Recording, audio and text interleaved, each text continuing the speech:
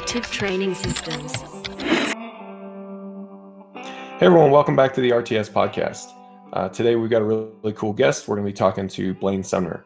Now Blaine's been on the show before, but I wanted to make sure that we had him back on the show because frankly, he's been doing a lot of really cool stuff. I've really enjoyed some conversations that I've had with Blaine, and I wanted to kind of bring that information to you guys and give him a platform to tell some stories on some of the things that he's been learning and just some of the stuff that he's been doing lately. It's been really interesting, and I hope that you guys get a lot out of that. Now, if you don't know Blaine, first of all, how can you be a powerlifter and not know who he is? But if you don't know him, Blaine is a world champion in the IPF. He's competed raw and equipped. He's focused mostly on equipped lifting lately, and he's done exceptionally well at it. He's done well at both, but he's really shined a lot since focusing on his equipped side of training and competing. So he holds 3 world records currently. He has the world record squat at 505 kilos. That's 1,113 pounds. He's got the world record bench at 410 kilos. That's 903 pounds. And he has the world record total at 1,272.5 kilos. That's 2,805 pounds. Now, if you know anything about powerlifting, you'll know that all those lifts, all those numbers are just outrageous. And he's a super strong guy, really just a pleasure to talk to. And he's not just a lifter, but he's also a coach. He's been working, doing an online coaching thing for a while, and he's getting better and better at it, coaching higher and higher level people. It's really interesting to see him develop as a coach and as a lifter. And we wanted to talk about some of the things that he's been doing, going on a visit to see Stu McGill in Canada, going on a trip to Westside and staying there and lifting with those guys for a week, and see what sorts of information is he gathering from this and how is he incorporating it into his own training and the training for his athletes. And then we also wanted to talk a little bit about a classroom that Blaine is going to be teaching for us starting next month in October. So starting on, I believe it's October 5th, that's when the first lesson is going to release for Blaine's new class and all the classes in RTS Classroom. So if you're interested in learning more about what Blaine's going to be teaching or what any of us are going to be teaching, we'll make sure to link up places so that you can get full lesson descriptions. You can register for classes. There's multi-enrollment discounts and all those types of things. So you'll be able to get all that information. And we'll discuss Blaine's class in particular a little bit later on in the episode. But I did want to just mention it here up front that if you're interested in any of those things, registration should be open by the time this podcast posts. So go ahead and get signed up right away. Registration will be open for a while, but once the class gets started and class gets underway, we don't accept any more registrations in the midpoint of the class. It's taught online, and it's designed to give you information that's a lot deeper than we could get into if it was just in a seminar format. So it's like back-to-back seminars. So whereas a seminar can only really cover surface level stuff, this has the opportunity to get a lot deeper. It's more interactive than an article or an article series. It's just a better way, I think, to extract this type of information and really make use of it in your training. I think a lot of people have derived a lot of benefit from the classroom up to this point. And if you're so inclined, I would like to see you derive some benefits from it as well. So as I mentioned, we'll link those up. If you'd rather just kind of navigate to it yourself, that's really easy to do. You just go to reactivetrainingsystems.com and click on store. And then in the submenu there will be a whole section on classroom, and you'll be able to see all the different classes we have to offer. We've got classes on programming, classes on my class coming up next quarter is about mesocycles and how to develop a really great mesocycle. We've got classes on technical perfection, classes on developing coaching skills and so on and so on. Blaine's teaching a class. Jeremy Hartman has taught a class. So make sure that you go through that and take a look, see what we've got to offer. And if you're interested, go ahead and join up. But I don't want to delay this any more than I already have. So here we go. Here's Blaine Sumner. I've got Blaine Sumner here coming to you, I guess not really live, but live from Blaine's car, right? So Blaine, thanks for taking the time to hang out with me, chat a little bit. Always fun to talk with you about training and lifting heavy stuff. How have you been? Good, man. Good. Excited to be on and chatting with you again. So, what's new, man? What's new in your training life? What's new in your pursuit of picking up heavy stuff? Lots new for me in the training world. I've been fighting a back injury pretty much all year since the Arnold. That's a herniated/ruptured L5S1.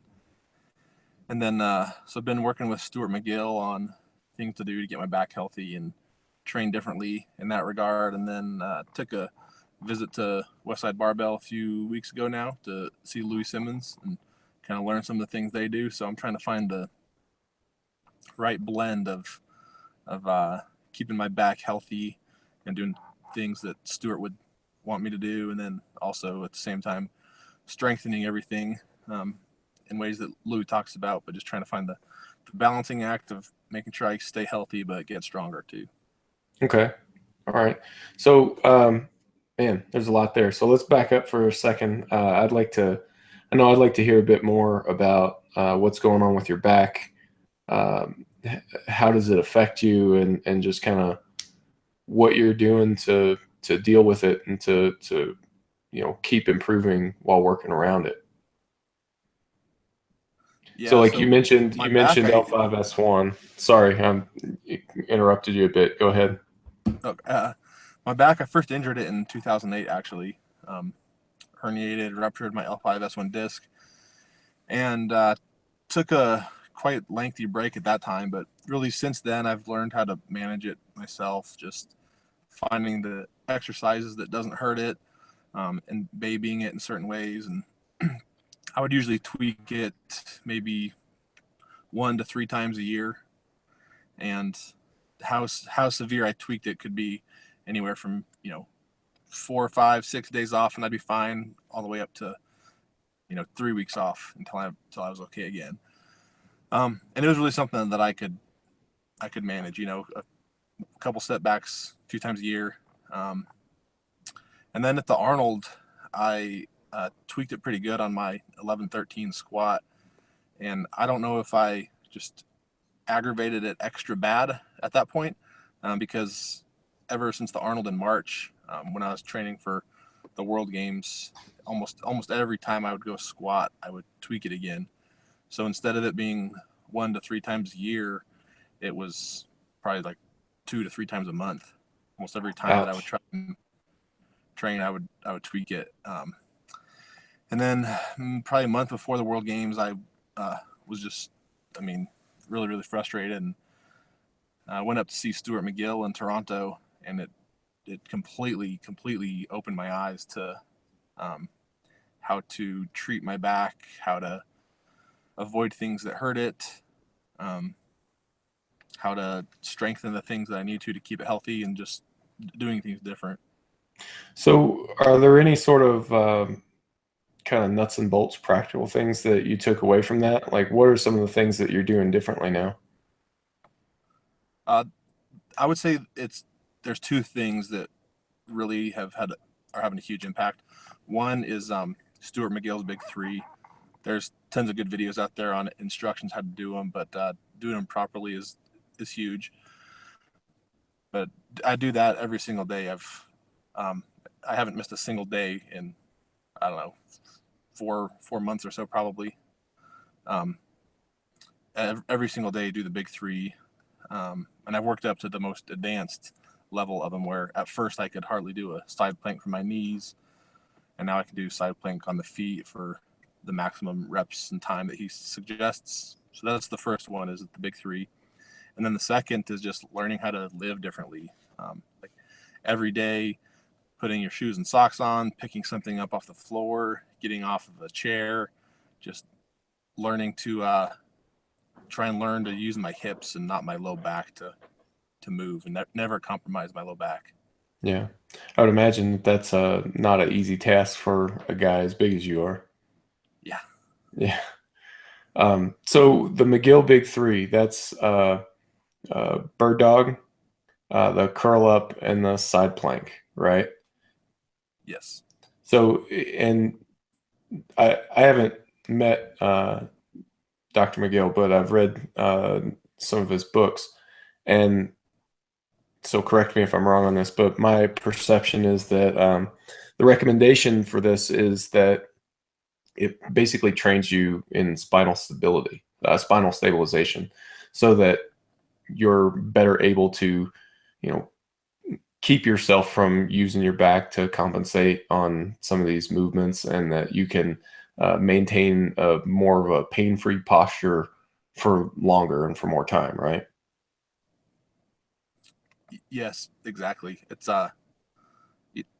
It, it really opened my eyes into how the spine works. I mean, it's all your muscles of your core buttress your vertebrae and what give it stability. And then the other thing the big three do is he calls it residual stiffness.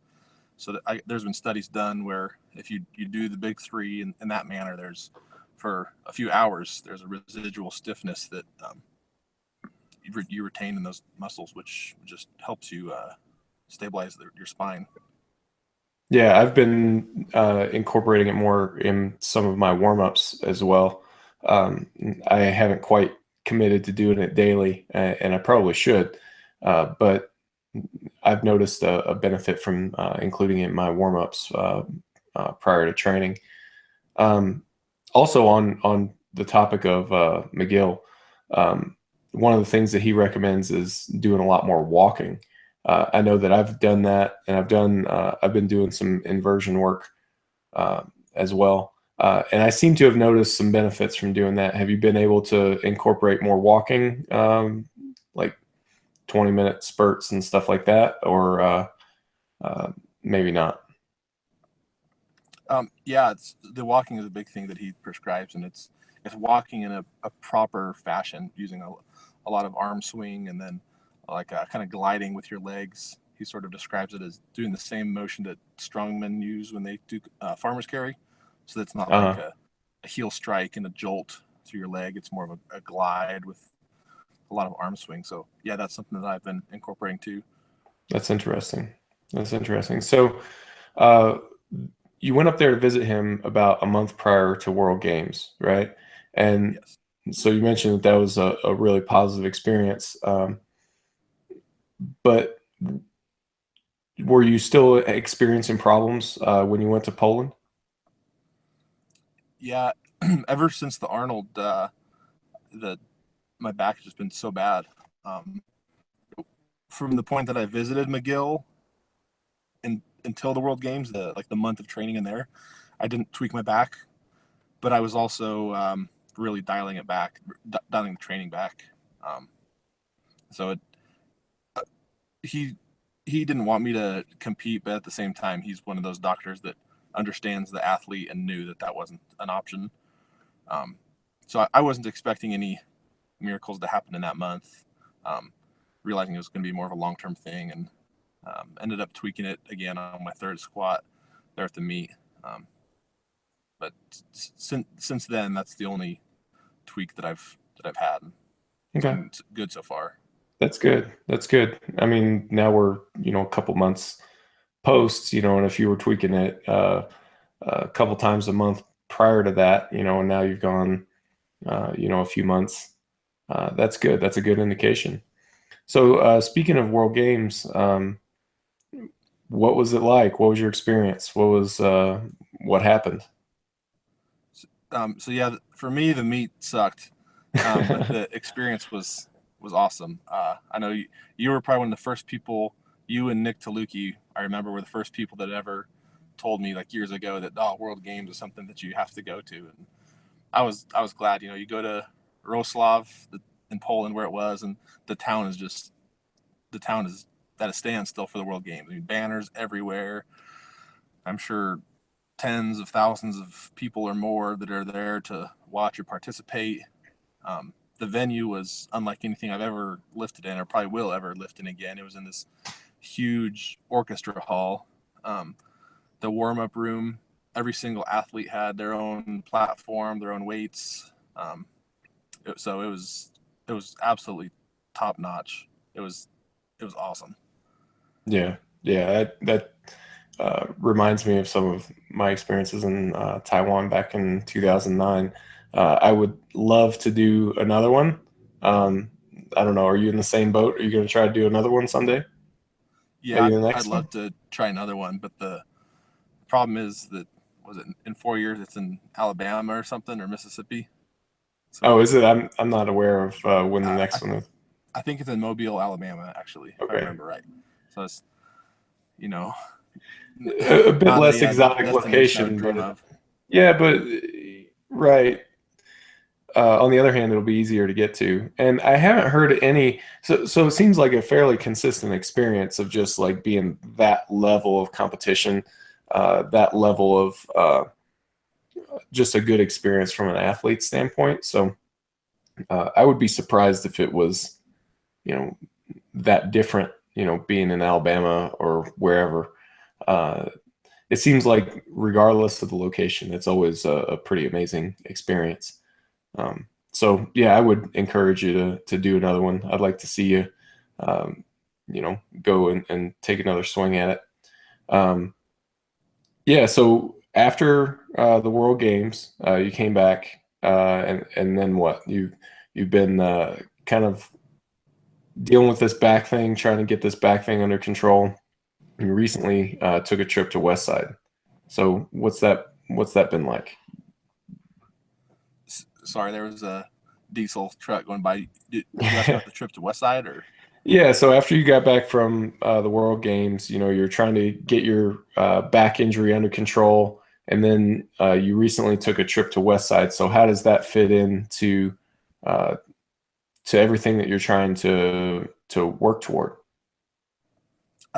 yeah. So after the World Games, I was kind of feeling a bit not lost, but needing a new direction with my training. Um, I didn't for the first time since I've done my first meet ever. I had no meet in mind of like what's my next meet, which it was like an extremely strange feeling. I'm sure you've experienced that too. But as long as I've been competing, I've always known what my next meet's going to be before the next one's over. So really, really strange in that regard. Like, do I do? There was a bench an APF bench meet in Toronto in October, and I was like, do I do that or do I just wait till the Arnold? So really strange in that regard in terms of like I have a lot of time and can kind of think about what I want to do, um, and want to improve certain things like always. And um, I've always wanted to improve my deadlift, and I know that Westside has a reputation, but I started to get to thinking like, well, what what group of people or what person has had the most success with like big heavy dudes with good deadlifts? And I was like, well, I know Westside's had a lot of 300 plus pound dudes with 900 or plus pound deadlifts, and so I figured, worst case scenario, they'll not allow me in their gym. Best case scenario is I learn something um, uh, that can help me. So yeah, just sent an email to Louie, and the next thing I know, he called me, and have talked to him a bunch on the phone since then, and took a trip out there where I spent about a week, and did their training with them for a week, and just picked Louie's brain for a few hours every day, and was a really, really, really positive experience for me. Would you say that you came away from that with some new tools and you're doing some things differently in your training? Yeah, absolutely, absolutely. Uh, I also found it kind of strange. We I think over time certain certain things work their way into our training subconsciously, And back when I was first starting out powerlifting, probably like a lot of people, I tried, and this was probably like 2007, 8. I tried doing Westside from what I'd read online, articles and stuff, like a lot of young people, and really had no idea what I was doing. But there were certain principles in there that I realized I still kind of do. One would be the exercise variation. So I guess to answer your question, I'm going to start to apply the max effort and dynamic effort method. But it's kind of funny with my equip training. The max effort method is something I've done for the last few years, with the exception of I don't rotate exercises as often as they do. So I'll probably vary the exercises a little bit more than I have, since I used to do just my competition lifts. Do things like bands or chains, with my competition type movements. And then I know the dynamic effort method has some believers and some non-believers. I remember you had your article about speed work a while back, and I decided I'm going to start to apply it to my training. And one of the things I realized when I was out there was I always was under the impression from the articles that I read that their speed work, their dynamic work was like light and kind of easy. And what I learned being out there and talking to Louis is it's a lot heavier than what I had thought. And he follows Prilepin's table, which is something that I've always believed in. But in terms of the loading and the reps for their dynamic day, it all follows Prilepin's table. And then I like throwing the bands and chains on is always fun, because it's like a nice change to free weight and really having to apply yourself to the bar the whole duration of the movement. So things like that, and then really just hammering a lot more posterior chain work. Okay. All right. Yeah, you mentioned the dynamic effort stuff, and yeah, I've got the articles that I wrote, been quite a few years ago now, about speed work. And I think that a lot of context gets lost, and we end up not talking about the same sorts of things. Now, I did go to some pains in the articles that I wrote to clearly define what I was talking about with speed work. And I'll say that I think that the way that it's done I've never been to Westside. I've talked to people who have trained there for extended periods of time, and who've brought those training methods to other gyms and whatnot. And my understanding is that the way it's applied in those contexts is not the same as the way that it's written about in the old articles that I grew up on from 1999, stuff like that, in Powerlifting USA. And a lot of it's kind of what you're saying, is that it's done heavier. I had a friend of mine who used to train at Mark Bell's gym in Sacramento, and they implemented, at least at the time, I'm not sure what they're doing now, but I know at the time they implemented a lot of Westside principles.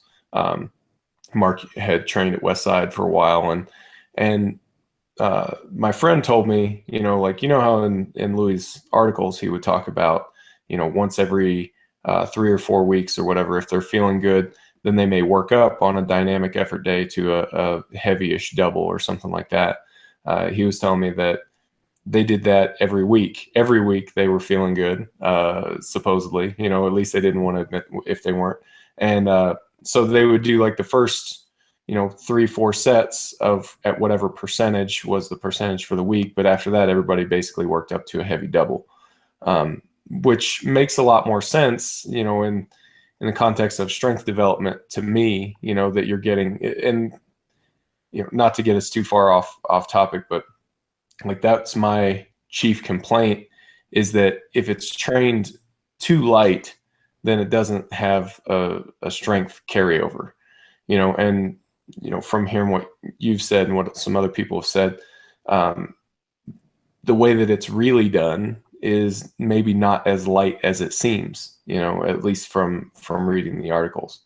And it's a matter of gradation as well, because in the articles that I have read and whatnot, and my definition that I use in the articles that I wrote was 60%.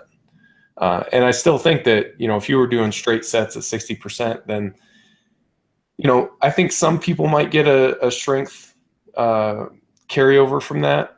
So I would soften my stance a bit from what I said over the years, but I think for a lot of people that is too light.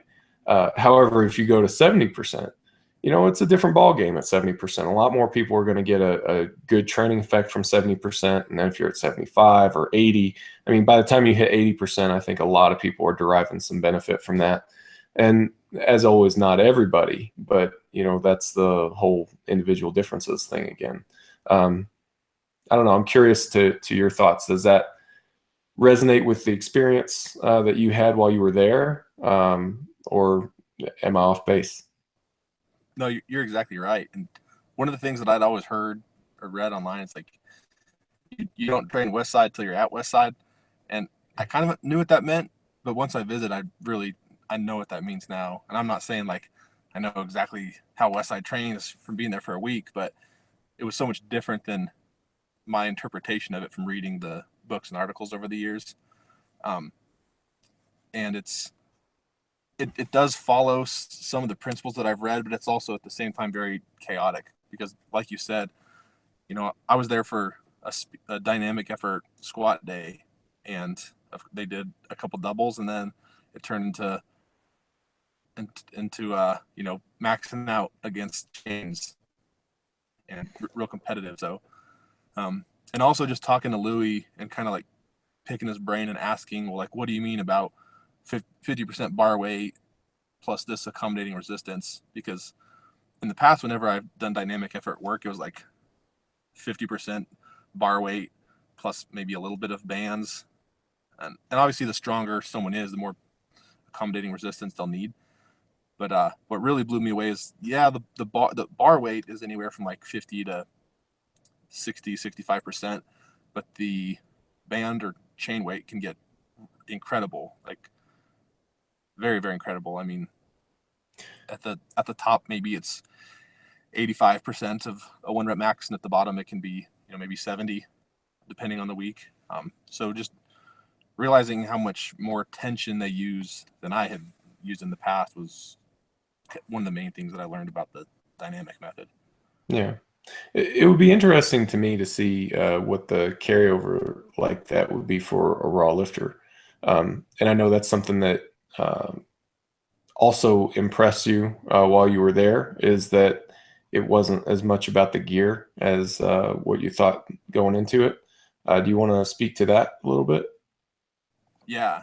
So, I had a few stereotypes in my head of what I thought Westside was going to be like. And one of them was that I thought that it was just going to be, the multiply suits and heavy shirts and all that they focused on. And them, and I would say Louis especially, focused way, way, way more on raw strength than anything else. And I think Louis is kind of old fashioned about the gear. Um, from my sense, he believes that his guys should compete in it, but he was also very, very dismissive about people losing their raw strength and just lifting more in the gear.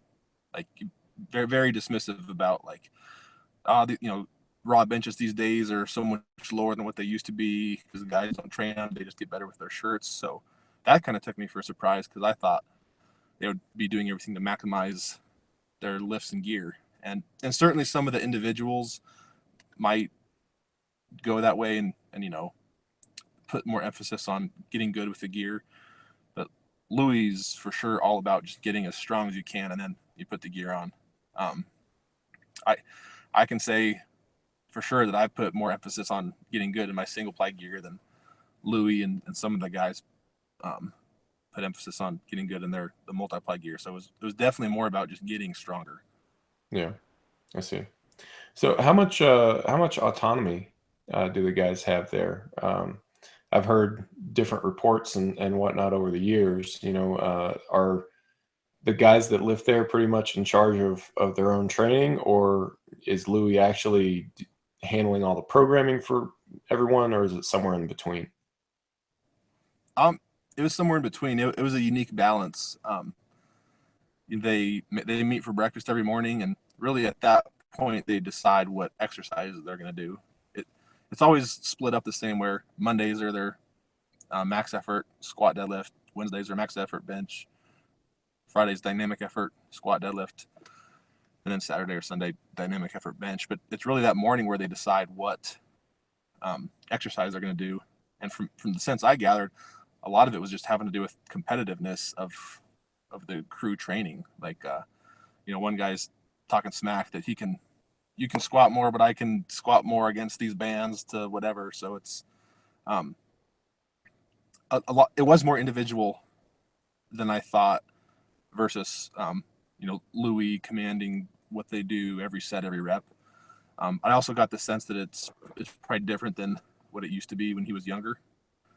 But it was a balance of him, coaching and directing, and at the same time the guys kind of picking their weights and exercises.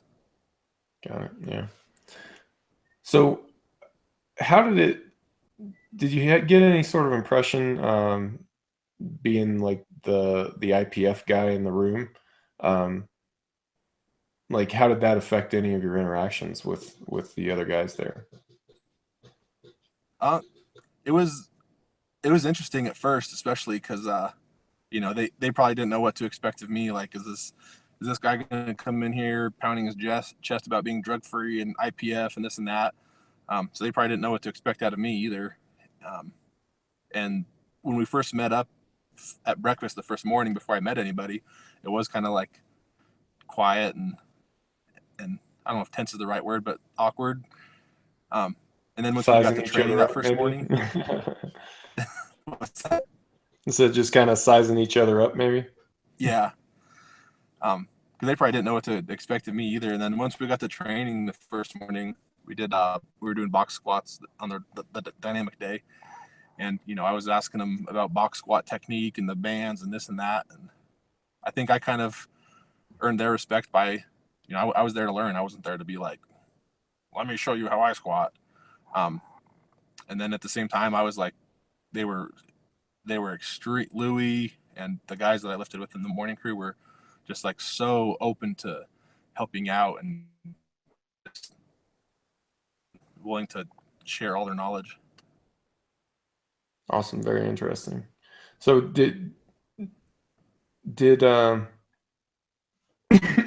sorry, choking up here.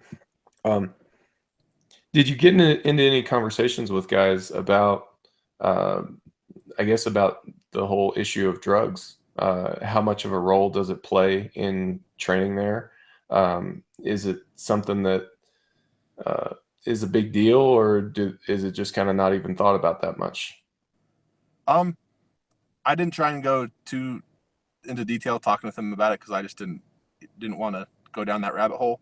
Sure. They did say a few things in passing about how they didn't think somebody could train that way being drug free, which I think more is a matter of opinion. And I kind of also got the same sense from Louis about the gear as I did the drugs. Like, it's a given. Most of them probably take drugs. But at the same time, it was the same sense of the gear. Like, they're really concerned about getting stronger first. And it's not all the drugs. Um, it's no secret Louis' take on testosterone and all that. It's Sure. been in the big time movies. His thoughts, but um, again, I think it comes down, like the gear, comes down to the individual. I think some guys probably go crazy with it, and other guys are more tame about it. Yeah, I would expect that there's a pretty wide range of stuff, and I'm not sure, from my understanding of what Westside training is like, I'm not sure that I would agree either that um, you have to be on drugs to train that way.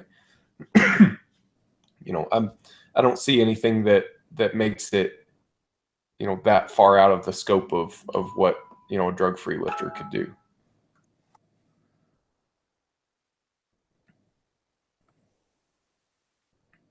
Sorry, Yeah, trying not to cough all over the place here.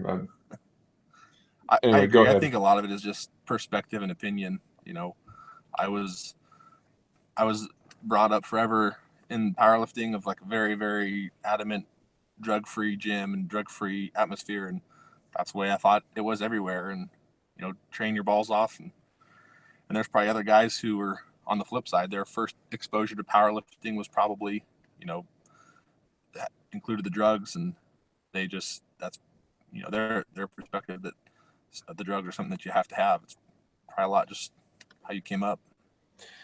Yeah. Anyway, and not to harp too much on that topic, but it's a thing that always comes up in any of these conversations. So I think it would be kind of um, an opportunity missed to not discuss it at all. But um, the other aspect of, so we talked about like dynamic effort, max effort, uh, and some other components of what goes on there at Westside, but we haven't talked yet about the assistance work. Was that also different from what you expected? Yeah, way different. And I might be running down some different rabbit holes here, but the that was one of the things that I had way wrong in terms of my interpretation of the readings was the special workouts or additional workouts, as Louis calls them. One their main workouts, like the max dynamic effort days, he wants to be like less than an hour, which and I was really impressed at how fast like they got through their sets. I mean, it was go. It was very, very high paced, which is something that I haven't done. And you know, just because of my schedule, I can't keep my workouts under an hour. But he believes and wants his guys to come in for an additional like 10 workouts a week, but they're only like 20 to 30 minutes, and it might be it's a lot of like very, very high rep stuff. Some of it is. So it like an additional workout for your upper body. It might be some kind of dumbbell tricep movement for 5 sets of 15, and then you might do some kind of band stuff where you do 200 reps of triceps, and then maybe some sled drags doing some upper body stuff, and that might be 20, 25 minutes and you're done. um, so a lot of additional extra workouts, as he calls them, like that 20, 30 minutes of focusing on the body part or two. So that's interesting then as well, because um, you're getting the overall workload up a lot higher than what it would be for just those four main workouts. Um, Yeah. so how did to back up a bit, um, you had talked about your training earlier in the year and how you had incorporated some bodybuilding work into your training, and some things that you'd learned along the way. Um, how does what you learned doing that mesh with what you learned when you were at Westside doing the uh, the supplemental work, and what's kind of going to be your approach as you go forward? How are you going to apply this? that that's actually an extremely really good question. I'm glad you asked that, because I just go off with my wife every few days about how crazy the connection kind of is. So to give a little bit of a backstory, for parts of this year, kind of before the Arnold, I had been doing some workouts with a very highly respected bodybuilding trainer in Oklahoma City. He's not big on social media or anything, but he's trained a lot of really impressive physiques. Um, my wife started going to him for her figure stuff, and I would kind of tag along and be like, "Hey, look at this video of my deadlift. Like, what do you see?" And then he also has a lifelong wrestling background, so he really understands like body movement and performance in addition to bodybuilding. Um, so he worked with me a lot on like my back, my whole posterior chain, like erectors, glutes, hamstrings, hips. Um, but he really didn't know how to train somebody like me at like a strength level compared to normally training bodybuilders. So kind of the missing gap really was the exercise selection and how to apply that. When I visited Louis, I was really, really blown away at like they pretty much came to the exact same conclusion.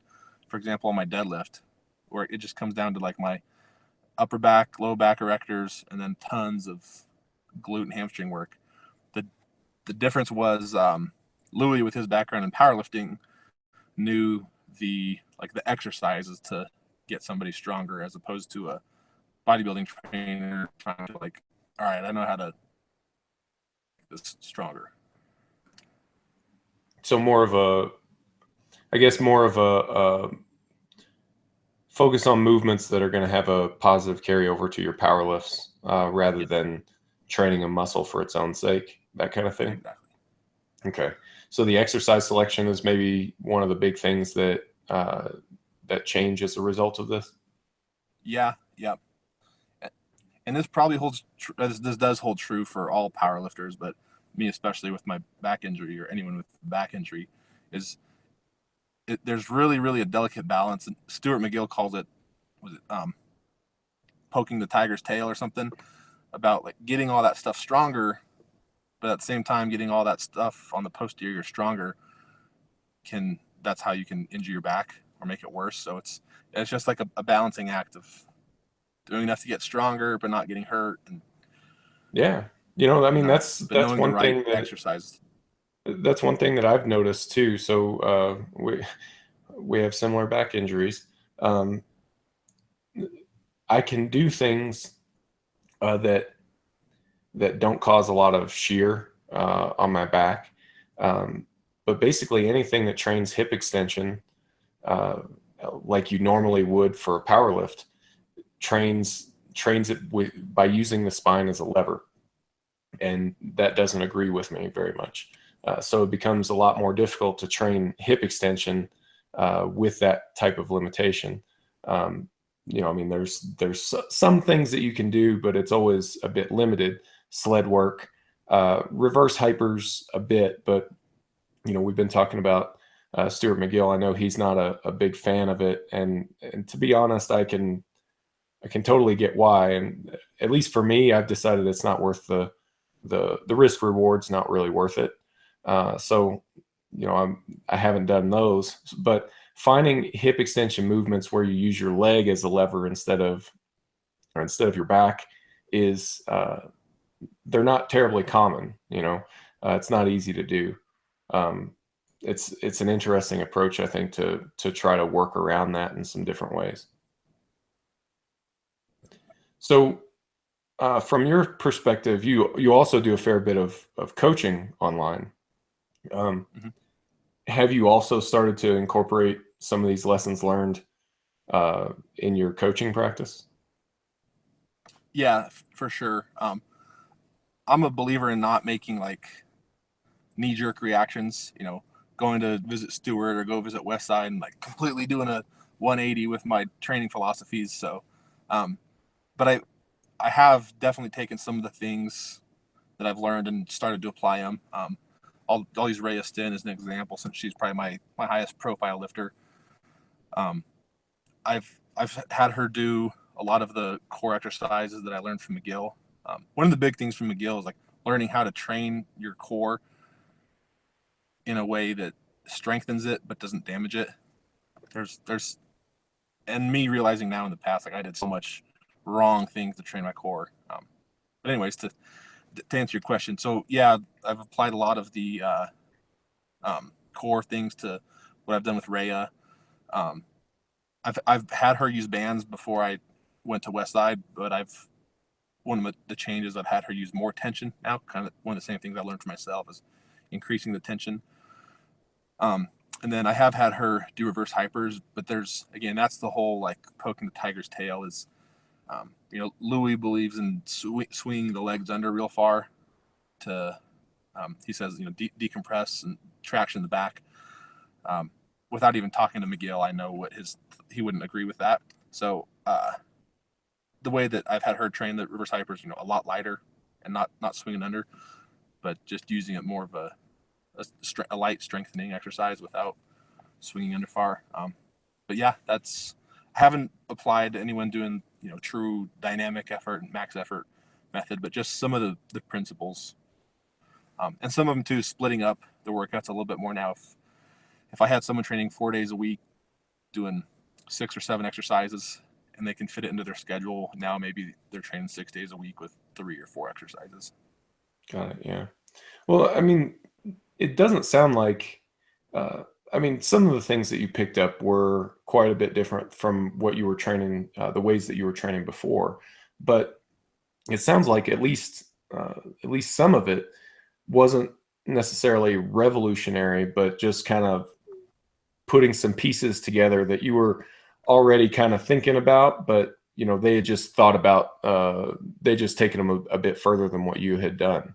Yeah. So maybe helped a few things click. So I know when I've had things like that happen in the past, it's difficult not to implement them because you were already kind of leaning that direction. It's just that now it clicks and you feel like you have a better understanding of a lot of the different things. Um, I've done that with some different programming techniques and methods. Most recently, kind of this idea of using variation a lot more strategically than what we've done in the past. That was a thing that I was thinking about, and kind of like a bottom-up programming style. It's the thing that I was thinking about, and an idea we were tinkering with for a long time.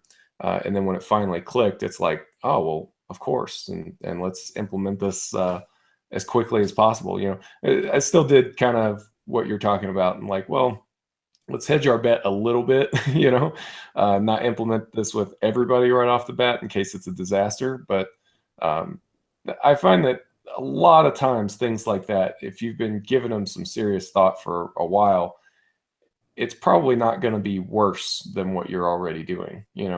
Um, I don't know. I should be careful with that so I don't end up eating those words later. But um, anyway, I think that's an interesting approach. Um, so implementing some of this stuff in your coaching practice, I'm sure that it's affected how you do things like video review and stuff like that when you're working with some of your athletes as well. Yeah. Um, the I'd say it hasn't affected the my critique of people's techniques too much, just because Westside obviously has their style of squatting that Louis believes in, and whether you're squatting raw or multiply, that you should do the ultra wide, sit back, knees out, and with so many of my athletes, like I'm not, they're very comfortable and very proficient in squatting their way. Like Ray is a perfect example. She's has a lot of forward knee travel, a relatively narrow stance. There's no point in me taking a world class squatter like her and doing a complete 180 with her squat technique. So Right, right. But I was thinking more along the lines of maybe um, how you would diagnose deficiencies and look at correcting them. Yeah. oh, yeah, I gotcha. Yeah, it for sure has worked in that regard, and especially, we're always evolving and learning. And from McGill and Louis, I've learned so much about like how to strengthen that posterior side, um, and learning, watching a difficult squat or deadlift and realizing more about which groups of muscles and which assistance exercises are going to be the best way to address that. Absolutely. Okay. Cool. Very cool. So you're also going to be teaching a classroom uh, for us for RTS starting next month. I think October 5th is the first lesson, if I'm not totally mistaken. Um, but anyway, it's going to be in the beginning of October. 10 lesson series. It's going to cover a lot of powerlifting training topics. Do you want to take a second and speak to uh, the kinds of things that you're going to be talking about in your class, and who might be interested in those things?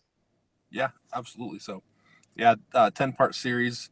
I won't be able to remember all the topics off the top of my head, but That's all right. a We'll lot. be able to link up to them if you want a full lesson list. But the stuff that A you're lot of it is excited kind of, about would be more than sufficient. what's that? I said the stuff that you're excited about would be more than sufficient. Yeah.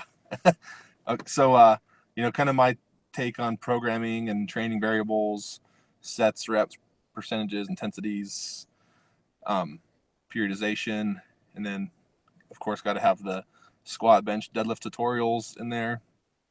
A lot of it's going to be talking about the mindset, and how to get stronger through using your mind, and then some strategy type things. And I'm really excited. I've had a lot of fun recording and outlining the lessons so far.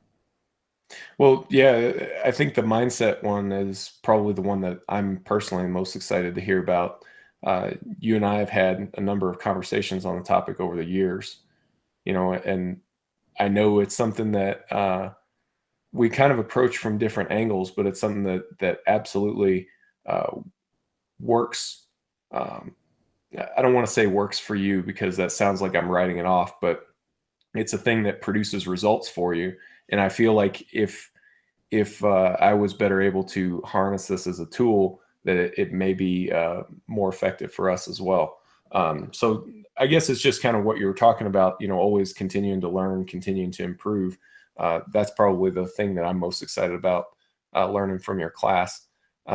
You've got, I don't know if you mentioned also, you've got some lessons in there about choosing assistance exercises and just kind of programming structure, and like you said, your squat, bench, and deadlift tutorials. But we know that the people who are going to be in these classes aren't ranked novices, so it's not going to be like put the barbell on your shoulders, so anyway, just wanted to say that the mindset thing in particular, I think is one thing that that you do better than most, if not all.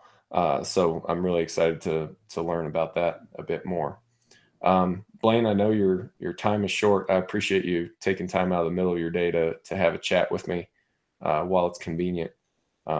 Yeah, just thanks for hanging out. Thanks for sharing some of your experiences.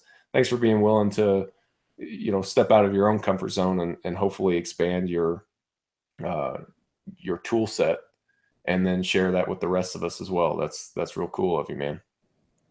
Well, I appreciate you having me on, buddy. It's always a pleasure to talk to you too.